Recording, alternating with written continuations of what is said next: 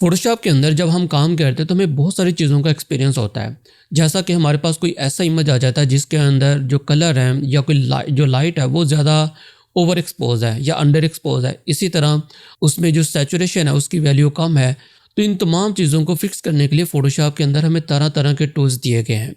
आज मैं जो टूल आपको सिखाने जा रहा हूँ इन चीज़ों को फिक्स करने के लिए, अगर आपके पास कोई ऐसा इमेज है जिसके अंदर आपने या कोई ऐसा पर्टिकुलर एरिया आपके इमेज के अंदर जिसके ऊपर आपने लाइट अप्लाई करनी है, आप उसको थोड़ा सा लाइट को कम करना चाह रहे हो या आप उसकी सैचुरेशन वगैरह को एडजस्ट करना चाह रहे हो, तो इसके लिए हम जो टूल यूज़ करते हैं वो है डॉज टूल, बर्न टूल और स्पंज टूल। तमाम टूल को बहुत अच्छे से एक्सप्लोर करेंगे। मैं हूं आपके इंस्ट्रक्टर मुदस्सर और फोटोशॉप की इस वीडियो में हम इन तीनों टूल्स को बहुत अच्छे से एक्सप्लोर करेंगे। तो चलिए स्टार्ट करते हैं अपनी इस वीडियो को और देखते हैं कि हम इन तीनों टूल्स को फोटोशॉप के अंदर किस तरह से यूज़ कर सकते हैं अपने इमेजेस को इन्हेंस करने के लिए।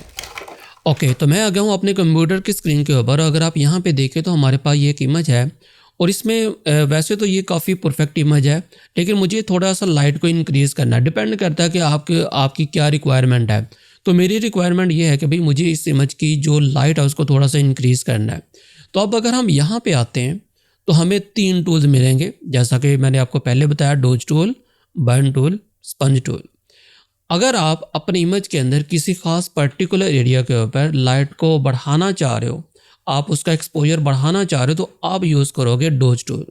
इसी तरह अगर आप किसी एरिया के ऊपर लाइट को कम करना चाह रहे हो, हम यूज़ करेंगे बर्न टूल। बर्न मतलब जलाना, ब्लैक करेगा। और अगर आप किसी खास पर्टिकुलर एरिया के ऊपर सैचुरेशन को बढ़ाना चाह रहे हो या आपके पास कोई कलर है आप उसकी इंटेंसिटी कम करना चाह रहे हो, डीसैचुरेट करना चाह रहे हो, तो उसके लिए हम यूज़ करेंगे स्पंज टूल। तो सबसे पहले हम डोज टूल को अप्लाई करते हैं। मैं क्लिक करता हूँ और यहाँ पे हम अपनी इमेज की एक डुप्लीकेट कॉपी बना लेते हैं। हमेशा डुप्लीकेट कॉपी बना लें ताकि आपका जो ओरिजिनल इमेज है वो सेव रहे। और मैं यहाँ पे सिलेक्ट करके इसको यहाँ पे अप्लाई करूँगा। अब ब्रश का साइज़ आप उसी तरह से कम या ज़्यादा कर सकते हो। तो मैंने ब्रश का साइज़ यहाँ पे बढ़ाया, ब्रश का साइज़ बढ़ाना है और अब मुझे इसके फेस के ऊपर इसको अप्लाई करना है। तो हम यहाँ पे इसका जो एक्सपोजर है, ये इसकी बस वैल्यू है कि इसके अंदर एक्सपोजर, तो अगर आप इसको बढ़ाओगे, अच्छा दोनों में आपको ये मिलेगा। अभी हम है डोज टूल के ऊपर और डोज टूल का क्या काम है, ये लाइट को बढ़ाता है। अब अगर मैं यहाँ पे एक्सपोजर को बढ़ाऊंगा तो मतलब कि हम इसकी इंटेंसिटी को बढ़ा रहे हैं। तो मैंने इसको यहाँ पे इतना किया और अब मैं इसको यहाँ पे इसके ऊपर फेस के ऊपर अप्लाई करूँगा। तो अब अगर आप यहाँ पे फेस को देखें तो फेस के ऊपर लाइट में इजाफा हुआ। मैं यहाँ पे क्लिक करके आपको दिखाता हूँ और कोशिश करें कि जितने एरिया के ऊपर आपने लाइट को बढ़ाना है या घटाना है, आपके जो ब्रश का साइज़ है वो भी उतना ही होना चाहिए। तो मैं ब्रश का साइज़ थोड़ा सा कम कर लेता हूँ और अब मैं यहाँ पे दोबारा अप्लाई करके दिखाता हूँ आपको। यहाँ पे आप देखें लाइट इंक्रीज़ हो रही है। और ये जो बेस्ट इसकी जो चीज़ है ना वो क्या है कि ये आपके टेक्सचर को भी मेंटेन रखता है। लाइट को अप्लाई करता है लेकिन टेक्सचर को भी मेंटेन रखता है। अब अगर आप यहाँ पे इस इमेज को देखें तो ये था बिफोर और ये है आफ्टर, दोनों का रिजल्ट आप देख सकते हैं। अच्छा, अगर हम यहाँ पे कंट्रोल जी करते हैं या इसको हम डिलीट कर लेते हैं, मैं कंट्रोल जे करता हूँ और मैं एक्सपोजर वैल्यू को यहाँ पे बढ़ा देता हूँ। मैंने 100% कर दिया। अब इसके साथ ज़रा देखते हैं कि क्या करता है ये हमारे साथ। अब आप देखें, अब ये एक्सपोजर को या लाइट को और ज़्यादा इंटेंसिटी के साथ इंक्रीज़ करेगा। इसी तरह यहाँ पे हम इसको अप्लाई कर लेते हैं। तो आप कह सकते हैं कि ये एक तरह का फ़्लो है कि आप कितना इसको अप्लाई करना चाह रहे हो। जितना अब आप इसके ऊपर अप्लाई करते जाओगे ये लाइट को इंक्रीज़ करता जाएगा। मैं दोबारा अप्लाई करूँगा, देखें लाइट और इंक्रीज़, लाइट और इंक्रीज़। आप बार बार माउस को रिलीज़ करके जब आप अप्लाई करोगे तो ये फ़्लो की तरह ही काम करेगा। कंट्रोल जी करता हूँ, दोबारा अप्लाई करते हैं। अब हमें उतना ही अप्लाई करना है जितनी हमारी रिक्वायरमेंट है। तो इसीलिए हम इसको यहाँ पे कम कर लेते हैं ताकि हमें हमारी मर्ज़ी का जो रिज़ल्ट है वो मिल सके। तो अब हम यहाँ पे इसको दोबारा अप्लाई करते हैं। तो अप्लाई करने की ज़रूरत में अब क्या होगा कि अगर हम बार बार भी अप्लाई करेंगे, इंटेंसिटी क्योंकि कम होगी, तो हमें हमारा जो रिक्वायर्ड रिज़ल्ट है वो मिल जाए। हमेशा स्मॉल या थोड़े नंबर से स्टार्ट करें। अब नेक्स्ट हमारे पास जो इमेज है जैसा कि ये है, अब इसके जो टीथ है मुझे इनको थोड़ा सा ब्राइट करना है। तो ब्राइट करने के लिए हम इसी का यूज़ करेंगे। यहाँ पे आ गए और हमने किया जी डॉज टूल का यूज़। और अब हम इसको, अच्छा डुप्लीकेट कॉपी लाजमी ले लें। डुप्लीकेट कॉपी ली और इसको इसके ऊपर अप्लाई कर देंगे। एक्सपोजर वैल्यू को आप थोड़ा सा बढ़ा सकते हो अपने हिसाब से और ऐसे टीथ के ऊपर अप्लाई कर दें। अच्छा, दोबारा माउस को रिलीज़ करके करोगे तो दोबारा से और इंटेंसिटी के साथ उतनी ही इंटेंसिटी के साथ अप्लाई होगा। अब रिजल्ट दिखाता हूँ बिफोर आफ्टर। नेक्स्ट हमारे पास है बर्न टूल। ये ब्लैक करता है, बर्न करता है, जलाता है। तो अब हम इसी के ऊपर अप्लाई करते हैं। मैं इसी की इसको डिलीट कर लेता हूँ और डुप्लीकेट कॉपी ले लेते हैं, Ctrl+J। और अब हम यहाँ पे बर्न टूल को सिलेक्ट करते हैं। यहाँ पे भी वही चीज़ है, एक्सपोजर। वहाँ पे जब हम एक्सपोजर को बढ़ा रहे थे तो लाइट की इंटेंसिटी बढ़ रही थी। बर्न क्या करेगा, ब्लैक करेगा पर्टिकुलर एरिया को। जब आप इसका एक्सपोजर बढ़ाओगे तो ये और इंटेंसिटी के साथ बर्न करेगा। तो हम यहाँ पे एक्सपोजर वैल्यू को थोड़ा सा बढ़ाते हैं और अप्लाई करके देखते हैं। ये क्या कहाँ पे यूज़ होता है, जब आप रीटचिंग वगैरह करते हो।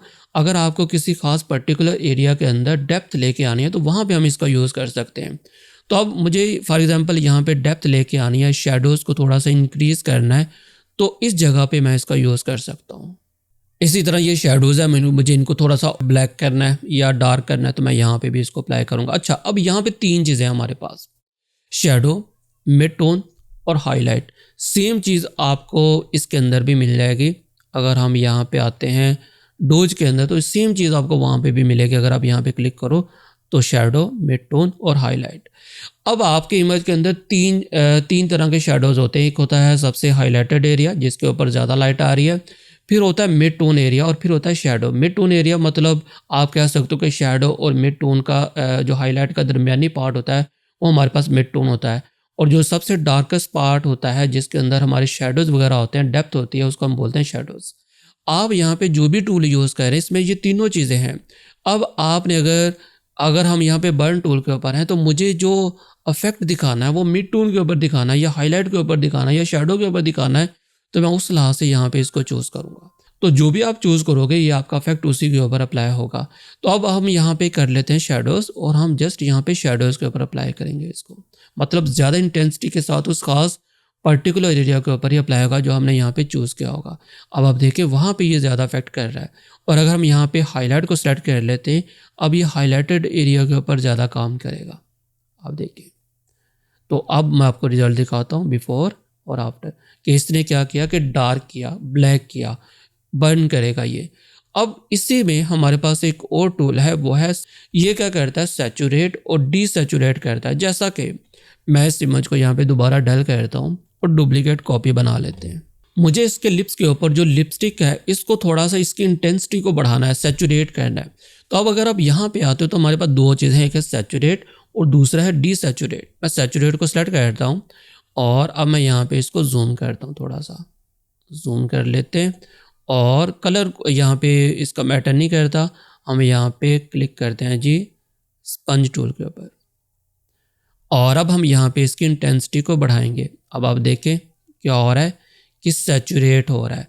इसी तरह अगर हम डीसैचुरेट करेंगे तो ये क्या करेगा, इसको ब्लैक करना शुरू कर देगा। अब देखें, बस यही इनके दरमियान फ़र्क है। अच्छा, अब इसको थोड़ा सा प्रैक्टिकल करके देखते हैं। अच्छा, अब ये हमारे पास एक इमेज है और मुझे इसके अंदर थोड़ा सा लाइट को बढ़ाना है और थोड़ा सा सैचुरेशन को बढ़ाना है। तो अब हम यहाँ पे इसकी एक डुप्लीकेट कॉपी बना लेते हैं और इन तमाम टूल्स का मैं यूज़ करूँगा, इनका कम्बिनेशन यूज़ करूँगा और इन तीनों के यूज़ से हम इसके ऊपर ये काम करेंगे। तो हम आते हैं जी यहाँ पे, सबसे पहले हम डोज टूल को यूज़ करते हैं। अब आपने यहाँ पे ये डिसाइड करना है कि मुझे किस पर्टिकुलर एरिया के ऊपर लाइट को इंक्रीज़ करना है। हाईलाइट के ऊपर करना है, आपने मिड टोन के ऊपर करना है या आपने शेडो के ऊपर करना है। मैं अभी हाईलाइट को सेलेक्ट करता हूँ। अब यहाँ पे अगर आप इसको फॉलो करें तो हाईलाइट के ऊपर लाइट और इंक्रीज़ हो रही है, ये आप देखें। इसी तरह अगर हम यहाँ पे शेडो के ऊपर आ जाएं तो शेडो के ऊपर लाइट अप्लाई होगी, लेकिन वहाँ पे हमें ज़रूरत नहीं है। अब मैं आपको रिजल्ट दिखाता हूँ बिफोर और आफ्टर काफ़ी बेहतर इमेज हो गया। अब इसी तरह मुझे इसके अंदर सैचुरेशन को बढ़ाना है, तो हमने सैचुरेशन को चूज़ किया और इंटेंसिटी वगैरह या फ्लो वगैरह आप कम या ज़्यादा कर सकते हो। अब हम यहाँ पे इसकी कलर की इंटेंसिटी को बढ़ा लेते हैं।